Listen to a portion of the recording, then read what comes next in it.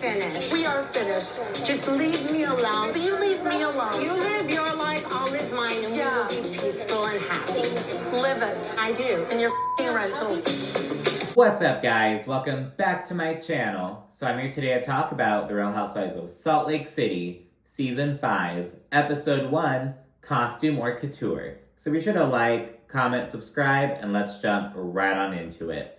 So yet again, the Salt Lake City ladies come on strong with their first episode. And I thought it was interesting how it was entirely like one scene, technically. They were just at that one event from start to finish. And there were like a couple of flashbacks woven in, but really just for context, like give us like a better idea of like the dynamics and whatnot. So yeah, I thought that was a really good approach. Just jumped right to the point. Like, we can catch up with their families and all that jazz later on, but right now we're gonna jump straight to the drama, and I appreciate it. We have 3 newbies, 1 full-timer, and 2 friends of, so I'm really excited to get to know these new people and whatnot. They're Bronwyn, Brittany, and I think it's Maylee. I don't know how to say her name yet, but I'll learn as we hear it more often. But yeah, and first and foremost, Whitney was just handling at that fucking table. Like, she really held her own. She didn't like, her voice didn't break at all. She like just stood in her shit basically, and she had everyone gunning for her. I thought it was comical how Heather was just like, oh, Whitney, you're such a liar, as if she didn't jeopardize the jobs of all these producers, which got that black eye from Jen Shaw. And she was like, I don't know, maybe someone broke into my room, which is a security risk. Or like, I don't know, maybe a producer or something. Like, jeopardizing their jobs. A lot of these producers are men, so it's just like casting an air of doubt. And all to protect a convicted felon who punched her in the eye. And it's like, you're gonna go so hard on Whitney being a liar. Maybe she is a liar, but bitch, so are you. And the thing about Heather is that like, she is just like, Bravo wants her to be the star. Everyone on Twitter is just over Bravo, like, marketing her. She's not Center Snowflake anymore. Now Angie K is Center Snowflake, which, by the way, remember how last season everyone just detested her for like the first third or quarter of the season? Now everyone loves her. Everyone on Twitter has it's just been a total 180. Like, I don't know. And I have to agree, like, by the end of last season, I enjoyed Angie, but at the beginning, I was just, like, completely over her, basically. And it looks like Mary Cosby feels the same way, because she and Angie K are BFFs now. So it just really signals that, like, Angie just had this whole little roller coaster, and now she's just widely beloved, basically. And yeah, as I mentioned, Bravo is, like, trying to have Heather be, like, the star of the show, it seems. She's like the first one we see at the very beginning, and they've always really pushed Heather. But it seems like the fandom is kind of collectively over her. Like, I don't know, people dislike Lisa Barlow kind of as well, but like, other people love her. They love quoting her. They love, like, they really enjoy her. Heather doesn't have that same kind of experience. It seems like everyone kind of started out liking her, but now we're all kind of like, whatever about her, at least. Like, I don't know how that journey kind of was. Almost like the opposite of the Angie K effect. And maybe it's related to like the overall sentiment that like the fame is like getting to Heather's head in particular.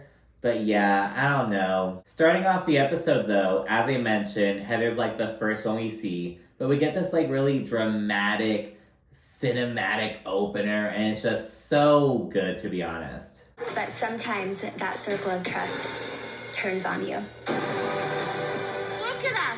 And I'm not sure, like, what that was. It feels like almost like another little mini trailer, if you will. It's kind of odd, but I enjoy it. It was kind of artsy and whatever. Artsy's not the right word, but you know what I mean? Like, they had that cinematic editing. It was just so dramatic, so I enjoyed it. But the actual episode kicks off with Lisa Barlow throwing a besitos party. But yeah, they're like, oh, Bezos. I'm like, Jeff Bezos? Like, they keep saying, like, Bezos. And while setting up, we learn that Lisa's kind of upset with Whitney over this podcast that she did. She said some shit about, like, oh, Lisa's never, like, given a genuine apology ever. She said some shit about Lisa just not really... She kind of shaded her character, essentially. As I mentioned, Angie and Mary are BFFs now. They arrive in matching purses. They're arm in arm. It's this whole thing, which I love. Heather arrives with her new friend Brittany. Mary says that Heather looks thin, and Heather's like, oh wow, I just have to lose 25 pounds to get Mary Cosby to like me. Oh my gosh. And I'm like, slow down, Heather. Mary didn't say she liked you. She said you look thin. And she didn't even say that you look good. She's like, you look thin. It was kind of like, oh, you look too thin, girl. Like, but I do like that Heather is very upfront that, like, yeah, it's all Ozempic. She's not like, yeah, you know, I'm just working out. She's like, no, it's Ozempic. It's that. So I appreciate the straightforwardness about that. You know, don't bullshit with all this, like, oh, yeah, I'm exercising, working so hard. You're taking a fucking injection. Like, you're doing Ozempic. Calm down, girl. But yeah, all sorts of ladies arrive, including newbie Bronwyn. She has this whole fucking entrance. Lady, look behind you.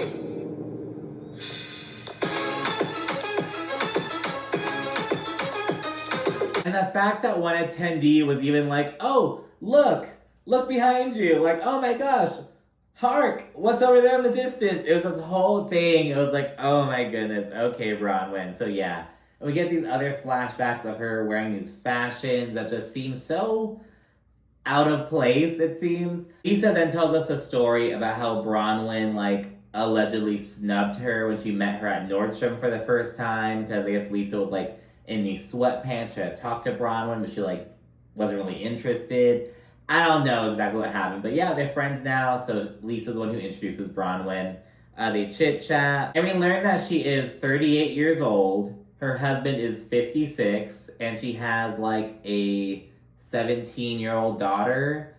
And, you know, I'm just kind of like, okay, girl. And she's apparently the same age as one of her stepkids. Or one of her stepkids is 6 months older than her. So, yeah, this whole thing, she was raised Mormon. She was kicked out of BYU, though. We're just learning a bit more about her and her background, her family, all that jazz. And on the way with her friend, Maylee. Again, I don't know if it's Maylee, Melly. I'll learn later on. But Whitney's introducing her. And Whitney's kind of venting about how she doesn't really know what to expect coming into this, specifically with Lisa. And she goes as far as to say that she's surprised she was even invited. And when she arrives, Lisa's like, oh my god, she actually showed up. And she seems kind of pissed that Whitney even showed up. And it's like, why'd you fucking invite her then? I don't know. And you know they like have to invite one of them. It's the first big event. But it's like, I don't know, she seems genuinely upset that Whitney arrived. We learn more about Brittany, who's Heather's friend. She's apparently dating Jared Osmond, who's Donnie and Marie Osmond's uncle. And they're like, oh, he's like Mormon royalty. Oh, no, I think he's their nephew. I don't know. Yeah, because he can't be their uncle. He'd be old as fuck. He's their nephew, I believe. Or he's related to them. Some shit like that. People online are saying that she looks like she's from, like, the Real Housewives of Dallas. They're like, oh my god. But yeah, she's saying that about Brittany. She just recently broke up with him, though. She was raised Mormon, but like Heather, she's like a bad Mormon. All that jazz. And we see her interact with the group. And she gets off to quite a rocky start with Bronwyn and Mary, the two eccentric fashionistas, if you will. And it's over her approaching Bronwyn and being like, oh, I love your costume. And she and Mary are like, costume? This is fashion. This is couture. You can't come around talking that. Like, all that shit. And in her confessional, Mary drags Brittany's old-ass coat. And it's so sad. She's like, oh, this is actually my great-grandmother's. And it's like, you can tell. Especially when you see it, like, next to these brand-new coats that these other ladies are wearing. It's just like, I don't know. Mary summed it up best. She's the one that looked like she had a costume. It looked like a German Shepherd coat. Like she took about 17 German Shepherds to the groomer, and then she made a coat and then dyed it burgundy. I love fashion. So I'm like, right, like the texture. And that feels so bad to say, but it's like you can't help but notice that when you see this antique coat next to like these brand new ones. And it's like, it just needs to be updated a little bit, or like, just, I don't know, wear that another time, bitch. Like, wear it to like, not the first, you know, big event of the season where everyone's gonna have a fucking fur coat, but yeah, it just didn't really do it. Which I feel so bad to say, because it's like a family antique essentially, but it is what it is. But anyways, Brady then tries to redeem herself. She kind of does with Bronwyn, but with Mary, she just digs herself into a deeper and deeper hole. I come from 5 siblings, and so, but I found myself hiding rolls in my purse to take it home. No, I would never do that. Oh, well, I did that. It's totally okay. No, that's not okay. I don't think that's okay. That's not Putting okay food in for your me. purse? I mean, No. I mean, if you did, Well, it's maybe you, if you grew up poor, you would but- understand. Okay. We then learn about Meredith's gripe with Whitney, and this is the one that seems the most random, essentially. So right off the bat, Meredith says that she feels like nothing really got resolved at the reunion. So she's holding on to shit from last season. But she adds that she feels like Whitney is trying to step on her toes with these new businesses. So Meredith came on the show with this jewelry line. And now Whitney apparently launched her own jewelry line. At the reunion, Meredith said some shit about like, oh, I can release a butter bath. Which doesn't make sense. It'd be a bath butter, maybe like this thick moisturizing cream, but a butter bath, what the fuck is that? And if I remember correctly, there's a scene in Charlotte's Web where they give the pig Wilbur a bath in buttermilk for some reason. So like, that's what I thought of. Like, a butter bath? Is like, what are you talking about? But a bath butter would make sense. But yeah, at the reunion, she said some shit about like, oh, I could do a butter bath.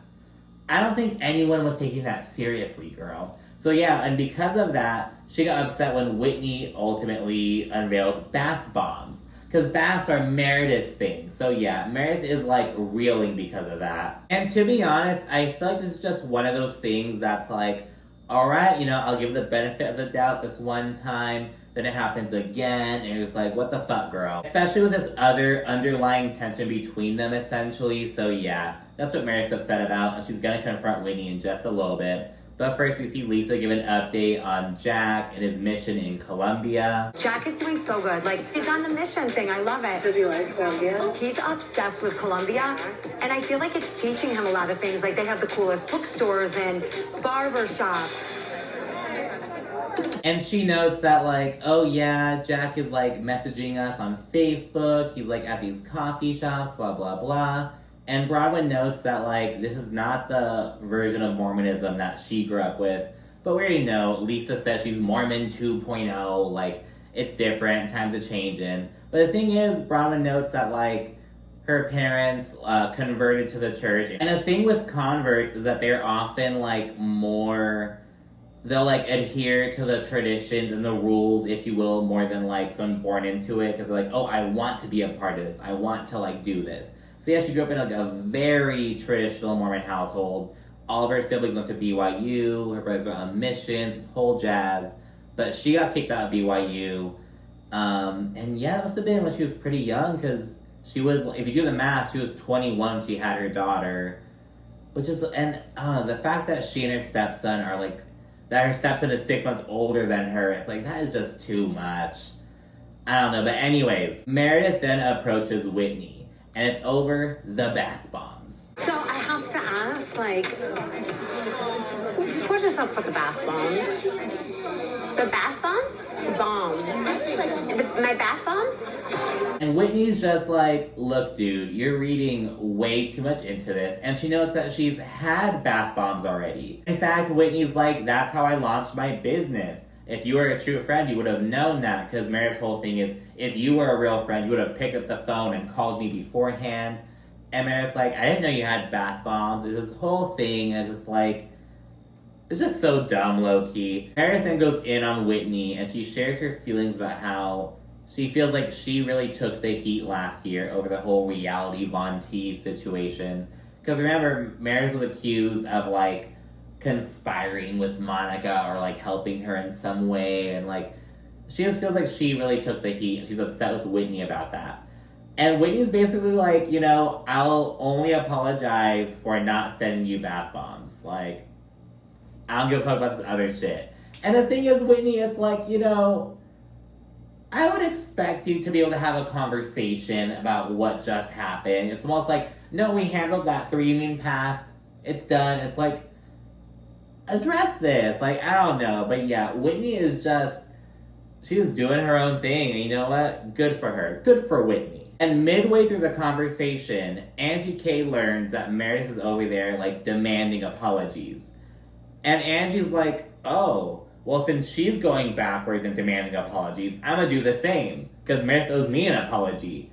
And this bitch, like, walks over there and just, like, completely bogarts the conversation, just tosses Whitney aside, and she confronts Meredith, and she unveils a scroll with a list of reasons of why Meredith needs to apologize to her. Things that she wants an apology from Meredith about.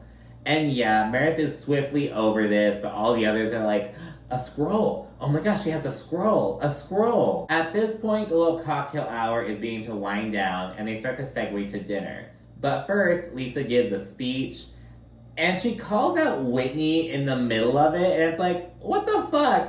Like, okay. So many of you check in on me all the time and are there to support me, and I love you all so much. But I don't love podcasts. We gotta work some things out. There's a seating chart at the table, and Mary is seated next to Brittany, which she does not like. How am I sitting next to her? I don't want her sticking bread in my purse. I can't even relax. She had to do it recently because when you're little, you don't have a purse. And at the table, Angie and Meredith get into it once again. Angie's saying that Meredith was like, oh, she was saying that Monica could take my home. She was encouraging her to do that. You don't do that. I have a daughter. I have a family. All this shit. Meredith keeps denying it, and Angie keeps, like, shading her rentals. It's quite funny, to be honest. And Bronwyn, who's seated right across from Angie, she keeps trying to, like, reel her in. It is just not working, though. Angie just keeps on going. She's like, I don't want a renter talking about my home that I own anymore. Like, I don't need that from a renter. And yet, Meredith just needs to buy a house at this point. Like, you're never, like, you need to, like, just buy a home just to get this renter crap off your back. You know what I mean? Like, it's just, she's never gonna escape that. Oh my goodness.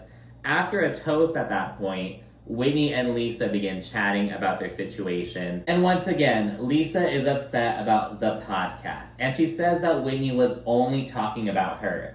But Whitney's like, it was a 2-hour podcast. I wasn't talking about you for 2 hours. And they keep playing the same, like, 5 to 10 second clip of Whitney talking about Lisa. And it's like, we're not getting any other clips. Like, is that it?